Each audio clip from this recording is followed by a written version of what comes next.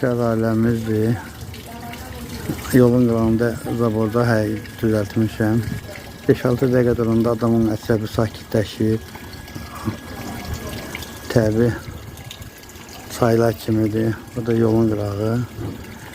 Bunun səsini də dəyişə bilirəm. İndi səsini eşitirsin nətərdir. Fırıltı başqa cürədir. İndi başqa cürədir. Necə lazımdır elə səsləri dəyişdirəm. Xoşum gələn də budur. Gözəl görsək. Bir də Karakadil. Karakadil. Görüşürüz. Ay sağ ol. Hoş gör. Bu da Karakadilimiz. O da yukarıda Allah'a ekber. Allah'ın adını, Allah onu korusun.